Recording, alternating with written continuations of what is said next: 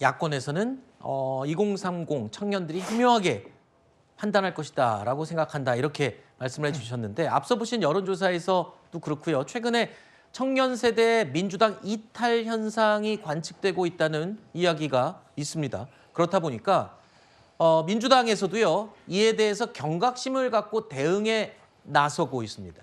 저희 채널A가 단독 취재한 내용에 따르면 민주당이요.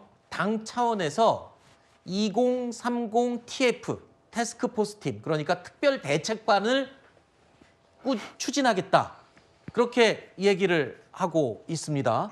그러니까 검토를 하고 있는 중이에요. 그만큼 아까 말씀드린 2030 세대의 이 흔들리는 마음, 이걸 민주당도 지금 심상치 않게 보고 있다는 거잖아요. 네, 맞습니다. 근데 TF를 만든다라고 해서 좀 이반한 청년 민심이 돌아올 거냐에 대해서 저는 회의감이 있고요. 기본적으로 청년들은 반기득권 정서가 강합니다. 그렇기 때문에 지금 피해자적인 위치에 있는, 그러니까 서신, 접견까지 모조리 다 금지당하고 구속되어 있는 대통령보다는 이런 상황을 주도적으로 이끄는 민주당을 기득권으로 인식할 가능성이 훨씬 크다라고 생각을 하거든요. 또 한 가지는 이 국민의힘이 집권 여당인데도 불구하고 지금 모든 그 국가기관 있지 않습니까? 네. 뭐 수사기관, 뭐 서부지법, 헌법재판소, 하다못해 선관위까지 사실 모두 다 민주당의 좀 편향적인, 좀 공정하지 못한 모습을 보이고 있다라고 생각을 하는 것 같거든요. 네. 이런 상황에서 행정권까지 민주당에게 넘어갔을 때 어떤 상황이 도래할지에 대해서 이 반기득권 견제 심리가 작동을 하고 있다라고 저는 생각을 하는데 네. 민주당이 TF를 만들겠다라고 하면서 또 어제 박구용 민주당 교육원장이 어떻게 말씀하셨냐면요. 8일 유튜브에서 이 의식 지체된 2030 세대가 말라 비틀어지게 만들어서 고립시키겠다. 이런 또 망언을 하셨습니다. 그러니까 2030 세대의 그런 의지를 민주당이 설득하려고 하는 것이 아니라 계도하려고 해야 되고 고립시켜야 한다라고 주장을 하고 있습니다. 네. 이런 또 선민의식과 이 시혜적인 태도 자체가 이 젊은 세대가 민주당을 기득권 정당이라고 인식하는 저는 근본적인 원인이라고 생각을 하고요. 네. 민노총을 위시한 여러 시민단체들을 앞세워서 이 정치 투쟁만 앞세우는 민주당이 지금과 같은 그런 태도를 바꾸지 않는다라고 하면 청년들의 판단도 달라지지 않을 것입니다. 네.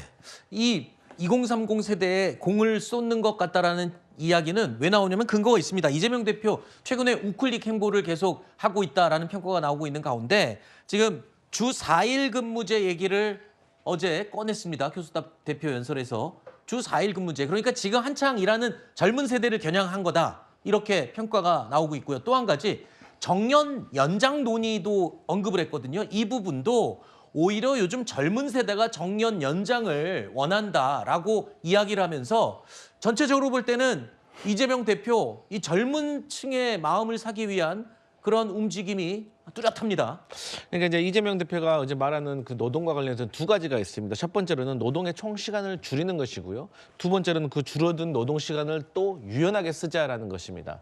앞서 말씀드렸지만 우리 청년들은 사실 공정이라는 가치를 되게 중요시 여기는데 이 노동과 관련해 가지고는 사실 또 종신 근무를 또 원하지 않는 그런 경향이 있습니다. 그렇기 때문에 그런 차원에서 접근을 한다고 하면 노동시간에 대한 유연성이 상당히 중요한 문제입니다. 그래서 이런 것들을 민주당에서 이재명 대표가 고민을 하고 있고 고민하는 과정에서 만약에 노동시간이 줄어들고 노동의 유연성이 있었을 때 이게 또 급여가 줄어들 수 있는 걱정이 있는 거거든요. 그래서 이런 안전장치에 대해서 청년들에 대해서 좀 더 배려를 하는 그런 모습을 보이면 될 것 같고요.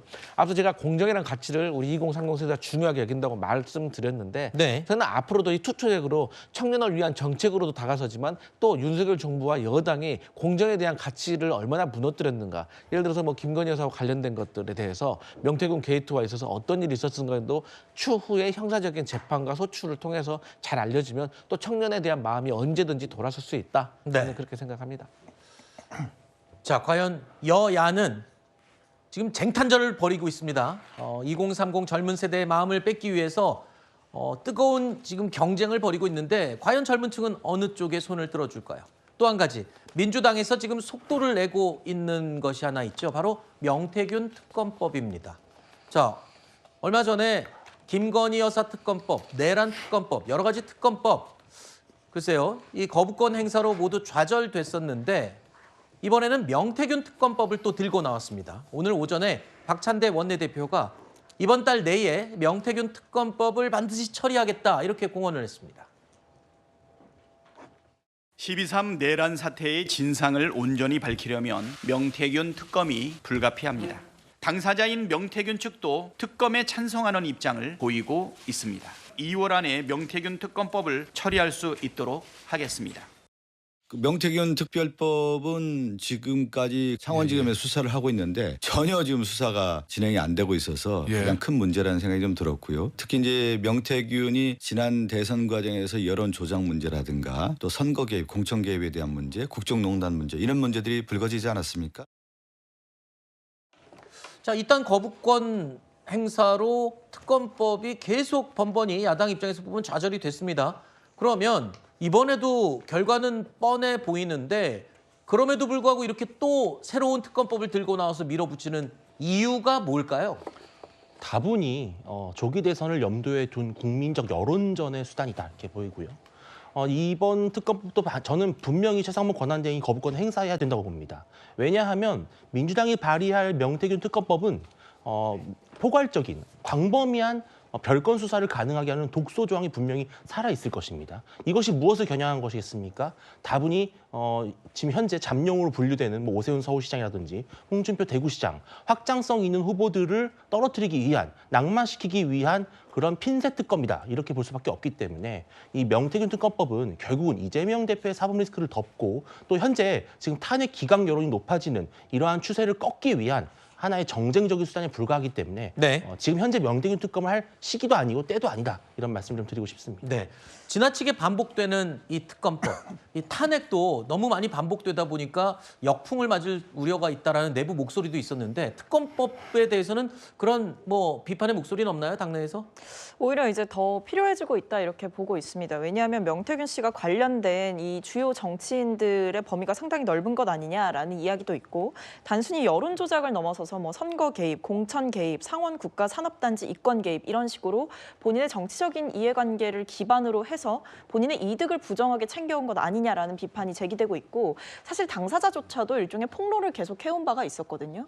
김건희 여사와 또는 대통령과 나눴던 메시지, 통화했던 내용 이런 것들이 다 밝혀졌고 심지어는 이 명태균 씨의 이른바 황금폰 같은 경우에도 이제 포렌식 들어가는 과정이 있지 않았습니까? 그렇기 때문에 이 명태균 씨가 얽힌 의혹이 단순히 어떤 부패 범죄에서 그치는 게 아니라 정치권 전반에 영향을 끼치고 있었다라고 한다면 진실을 밝혀볼 필요가 있기 때문에 특검법에 대해서 명태균 씨조차도 동의하고 있는데 무엇이 두려워서 국민의힘이 거부를 하겠느냐 저는 이런 질문을 좀 드려보고 싶습니다. 알겠습니다.